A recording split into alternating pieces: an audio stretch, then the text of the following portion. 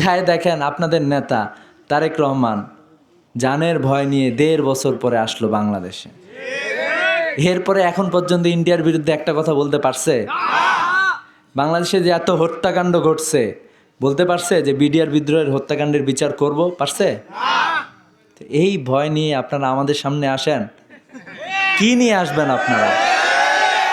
জনগণের মাইর তো খান নাই। জনগণের মায়ের, যদি জনগণের মায়ের খাওয়ার ইচ্ছা থাকে আসেন 12 তারিখে দেখব।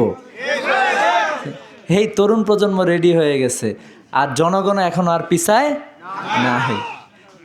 আমার তো খুবই অবাক লাগে, 2-1টা জায়গায় শুনলাম কিছু কিছু কথা আসলো।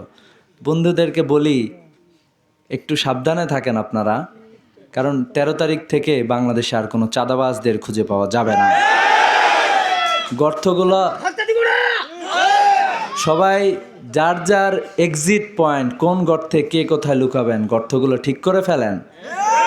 তবে আমাদের আমিরে জামাত উনি একটু উদার, তো উনি বলছেন যে যদি কেউ এরকম চাঁদাবাজি করে থাকে এটাই তার ইনকাম সোর্স, উনি বলছে আমরা তাদের জন্য কর্মসংস্থানের ব্যবস্থা করে দেব। তো আমরা আসলে একটা সুন্দর বাংলাদেশ চাই। দেখেন আজকে আমাদের ইশতেহার ঘোষণা করা হয়েছে,